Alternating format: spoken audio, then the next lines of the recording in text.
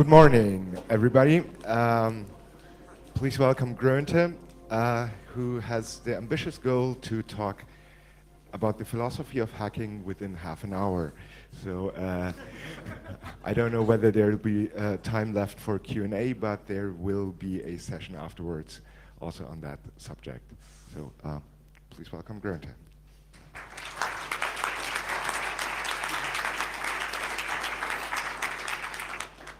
Yeah, thank you all for being here. It's good to see a keen interest in philosophy, especially on the early afternoon after last night's noisy party. As he mentioned, we only have half an hour, so I'm going to run quite short on time. So there might not be time for questions, but there's a discussion scheduled 15 minutes after the end of the talk at the Noisy Square. That said, let's get started. So, hacking. What I'm interested in is not so much a definition of hacking, but more the essence of hacking, what makes hacking different from, say, engineering. But to start at that, it's interesting to have a look at its definition, because there really isn't a coherent definition. I'm sure you're all aware of the debates, flame wars on hackers, crackers, blah, blah, blah, blah, blah. Personally, I find them incredibly dull. But it goes to show that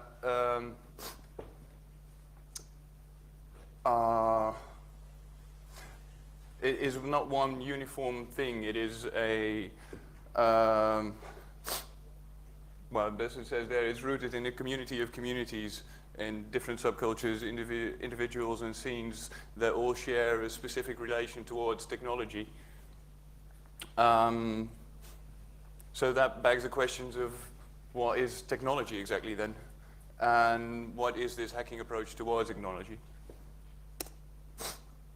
So we'll start with technology.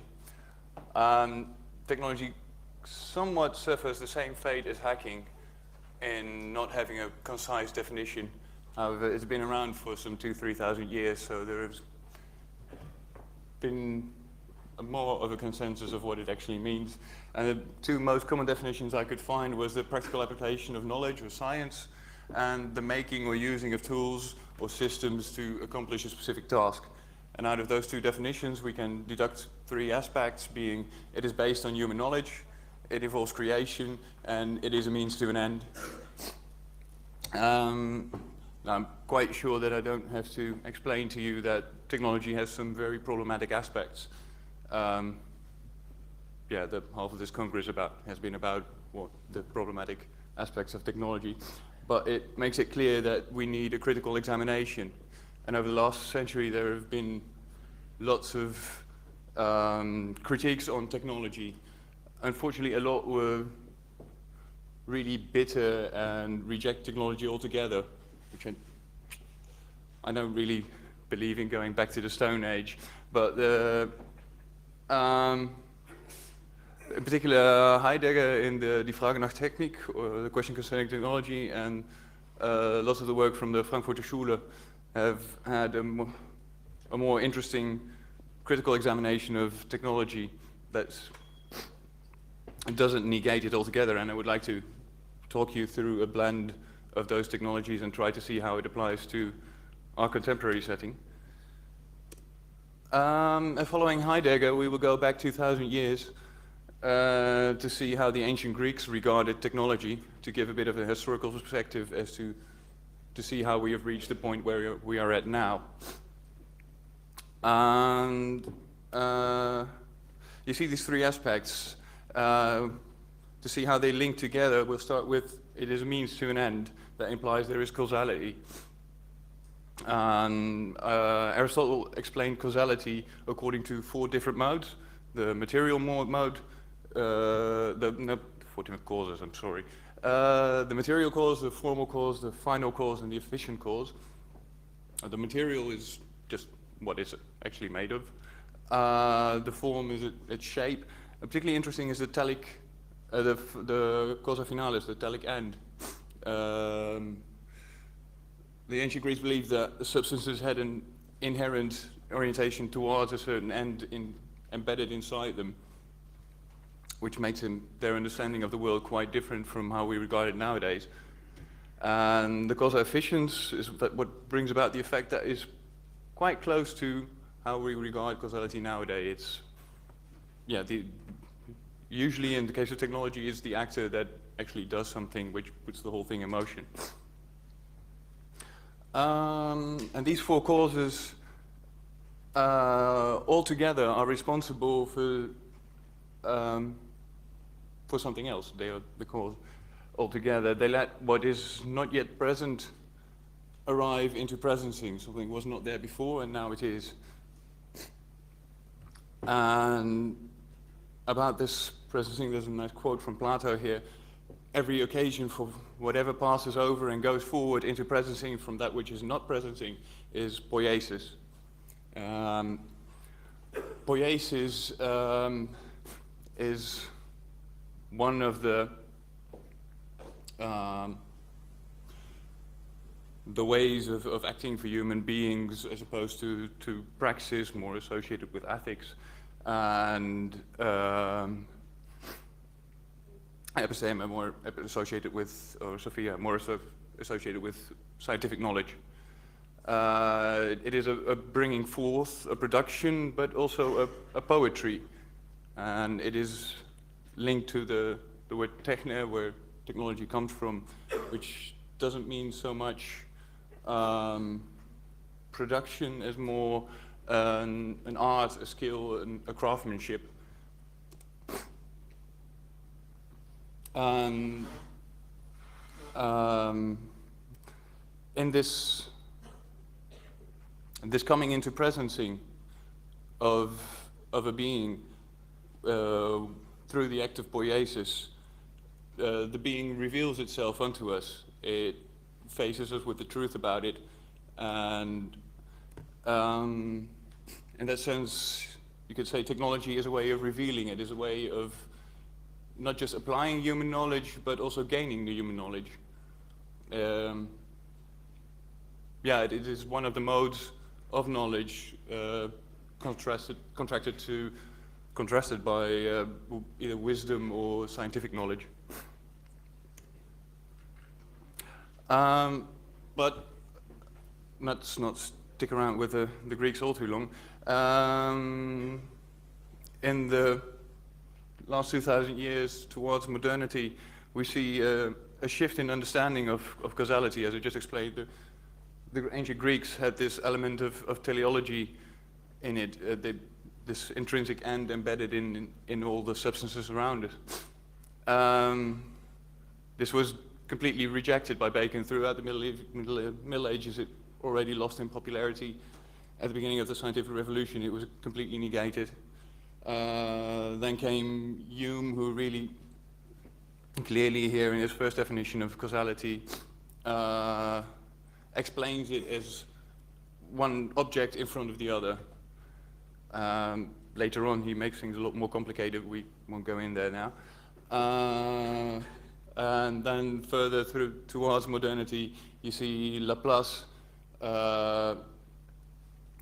who explains the world around us as objects facing natural laws of nature. Which brings us to this shift in understanding of causality is quite exemplary for how we regard the world around us. Which brings us to modern technology, which is very much linked to modern science as opposed to how it used to be.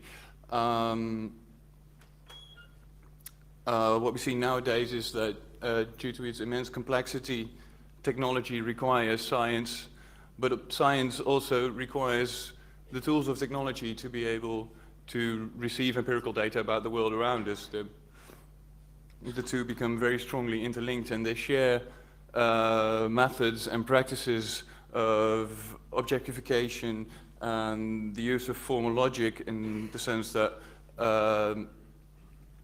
they use empirical data and apply mathematics towards that to explain and try to pre-calculate the world around us. And everything that does not fall into that paradigm becomes a matter of suspension. Yeah, becomes a matter on which it can only suspend judgment. It can't really say anything. There's a lot of human sensibilities and values that completely fall out of this mode of thinking because you simply cannot objectify things like feelings.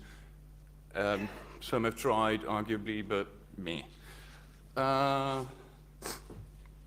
And what is important here is that the quest for science is no longer the metaphysical question of what is the world around us, but is rather replaced by the functional question of how does it function, can we use it. So this brings us to the notion of Heidegger, which he called Enframing, in Deutsch Gestell. I tried to illustrate it here with the metaphor of a circle. If you imagine the circle as being and the application of mathematics to empirical data as little squares in how we can understand being, then we see here how we have an approach towards being that builds a frame around it but never really quite gets it. And you need to take quite a few steps before you can even see that this is somewhat resembles a circle and you'd be able to roll it around, whereas a more intuitive approach would maybe not get you all that nice data about the circle, but you could just immediately start rolling it around.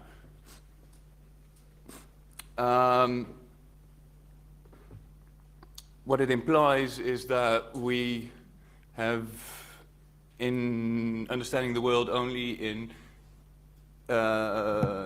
scientific and technological terms, we lose our touch with being as such. And moreover, this is what Marcuse calls the technological a priori, and it comes quite close to what Heidegger calls the standing reserve. We map being onto the plane of instrumentality. That is, the only way we can understand the world around us is in terms of its utility. It becomes, technology becomes the production of a means to an end for the sole sake of utility. To see how this functions within the society that we are in nowadays, this is basically the logical or the epistemological foundation for the technological apparatus, the network of power and knowledge relations that is at play within our society.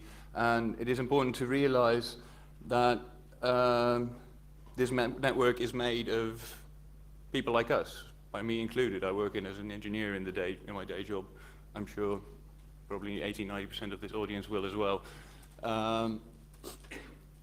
It may be subconscious to the individual, but a utilitarian understanding of technology and the methods that follow from it embody as a logic of control and domination, because we can only understand the world around us in terms of utility as far as we concern ourselves with technology. This, from that follows a method of trying to control things, and that has its tendency to spin out of control into domination, into what we see now with the build-up of the whole surveillance state.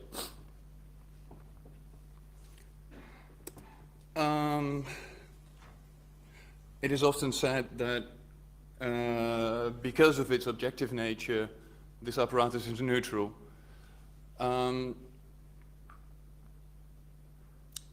theory, one might argue that science, in and of itself, is purely a matter of theory and therefore is amoral. It does not concern itself with values.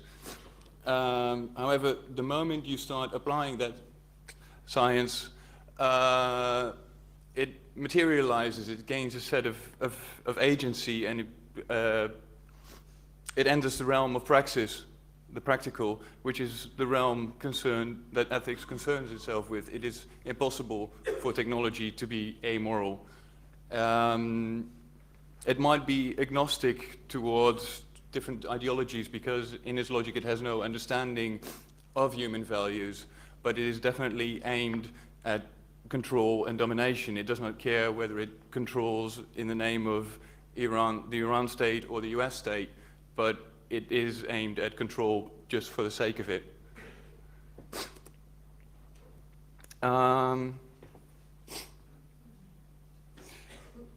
The thing now is, how can we intervene into this apparatus?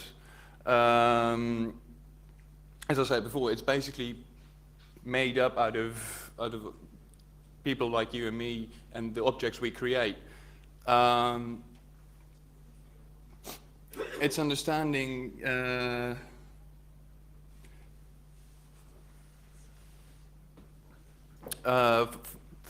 for its understanding, it used to need, for a large degree, humans to actually do all the calculative work. But as we've come to over the last 50 years into the era of digital technologies, that whole aspect of humanities, these armies of accountants and bean counters, have been replaced by a somewhat smaller army of computer scientists.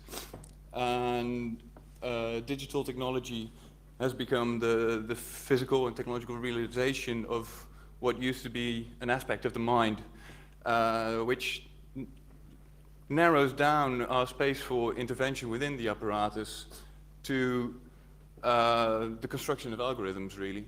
It is the only logic that it is able to understand. Speaking of digital technology, it might be seen that this Turing machine is a deterministic logical framework. So if we look back at Enframing and all this problematics that come with it, you'd be tempted to think, but only what is calculable in advance counts as being, but since it's deterministic, everything is pre-calculable in advance, so there is no problem, really.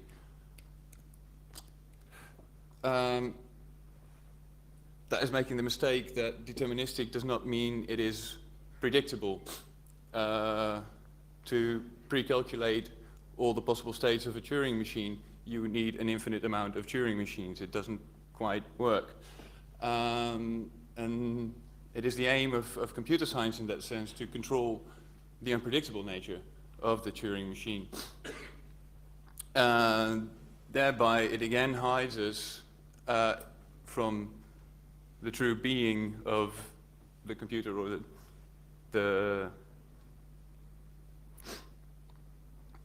Turing machine. And it follows the same logic of control and domination that is prevalent throughout the whole technological apparatus. So now that we've established that and said a bit about technology, we should probably have a look at hacking and how it is different. I would say hacking is irrational. In the eyes of a computer scientist or the regular computer scientist, what we often do is just plain mad, really.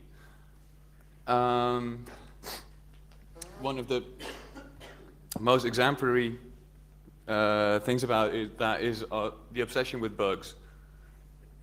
The bug is an interesting thing because within computer science, everyone wants to fix bugs all the time. They're not meant to be there. They're not what we pre-calculated was the thing was supposed to do. Get rid of it. This is this forcing being into how we have pre-planned and pre-calculated it. But bugs reveal the nature of the machines that we work with, and they bring forth previously hidden potential. Well, right, obviously in exploits, in a buffer overflow that can either segfault, or if you're a bit playful with it, it can do very interesting things. But it can also be simpler than that. In a sense, you could say that, for instance, most of my knowledge about commands for VI came from, at some point, accidentally typing in the wrong key and finding out, oh, fuck, that actually does something. And that could be seen as VI and is being revealing itself to me through a fuck up and telling me something about its nature. It is very different from the instrumental approach of I want VI to do this, and therefore I read the manual and says what I need to do to accomplish this task. So you could say that hacking comes a lot closer to the poiesis as the ancient Greeks found it. It is a matter of bringing forth rather than challenging forth. And this poetic aspect becomes quite literally when we see another funny thing that hackers do, which is writing poetry. This is a very literal example, the haiku from Larry Wall, which kind of kicked off the Pearl poetry mania. But it doesn't have to be quite this literal, because, I mean, this is beautiful. This is, well. And for us to be able to appreciate that as such and to find aesthetics in code, in formal logic, really, it's supposed to be really dull and utilitarian, but suddenly it became a playful thing. It is actually functional, but it's not made just to be functional. It's made to be something special, something unique, something explorative. I think that further re-emphasizes the aspect of poiesis that we see in hacking. Because quite frankly, I think if you ask Keith Winston or Mark Horowitz why they did that, you'd probably get an answer like this. Which is quite obviously either a lack of or a false consciousness about what their actual motivations were. But it makes it quite clear that it was not just for the sole sake of utility. It is not. It has a sense of ambiguity to it that comes with exploring the unknown rather than bending it to your will. It's okay if weird things happen here because I'm exploring instead of trying to force something into doing what I just told it to do.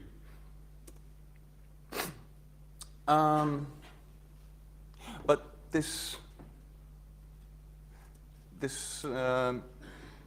poetic aspect of hacking gives it the potential to, and at the same time, the fact that it speaks in the language of computer code, of formal logic, gives it the potential to be a space for intervention to place human sensibilities into the technological apparatus. But it's not quite an instant recipe for our liberation or the revolution. Because there is a lot of dialectics at work in the sense that every hack that comes into being can subsequently be objectified. That is, if you're exploring something and you find something and you subsequently publish an exploit about it, it's then ceases to be hacking, really, the further application of this exploit. It's just a standard tool that you use to accomplish a task. There's nothing creative about it, really. In that sense, it's you say hacking takes place in the ever-shifting margins of technological development. As new technologies come out, we get new things to play with and new things to be curious about. But everything that we reveal throughout hacking then either ends up somewhere in a bug tracker and is fixed, or, fixed. Or it becomes a standard practice, which might even be worse. we see that, for instance, at universities nowadays that offer courses on computer security and exploitation techniques, which used to be our realm of play and is now, yeah, a standard practice, a standard utility. Yeah, warfare even is rather ugly. So this space for intervention that we have is continuously slipping away for us. We have our little hackerspaces at the moment, but they are in an ever-shifting margin of where we have the room to adjust the apparatus. That kind of brings me to the conclusions for today. It actually fits in the time, I'm impressed.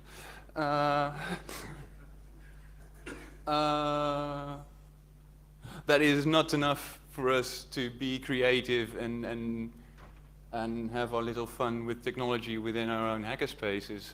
But if we want to make a difference towards the technological apparatus, we have to challenge also the engineering practices in our daily jobs. We have to broaden the space for intervention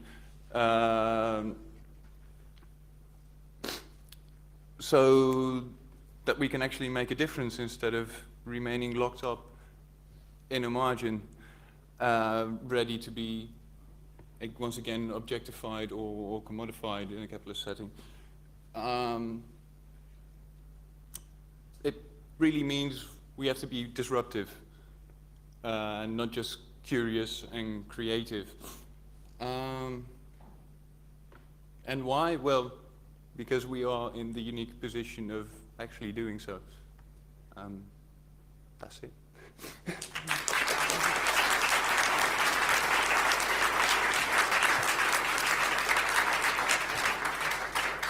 Actually, I have time for questions. Pardon? Yeah, actually, we've got time for roughly one question. Since all the people present here, I'll ask the internet first. No questions from the internet? Any questions from the room at this time? Okay, if you have, yeah, go ahead.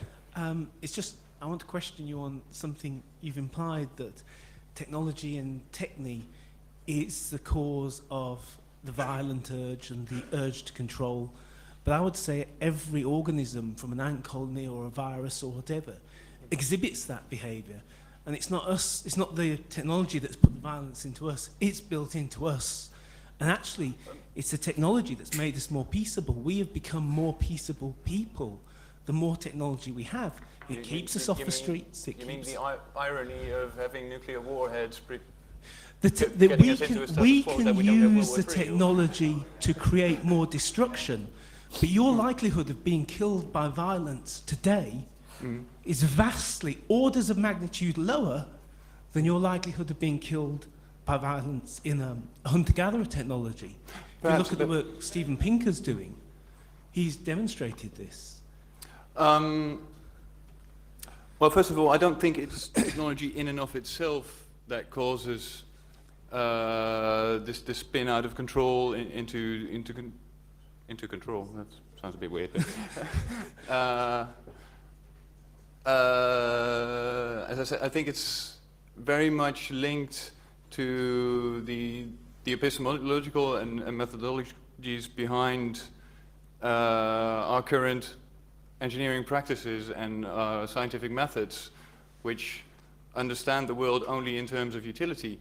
But so does a tiger or an ant colony. They're like, can I eat that? Is that a threat to me? Can I stand under that and it'll protect me from the rain? Everything views the world in terms of utility. We may be unique that we don't. As you can see, you already started a very lively discussion. Unfortunately, you cannot continue it on this stage, but I invite you to join his workshop. Very many thanks for your talk. Cheers.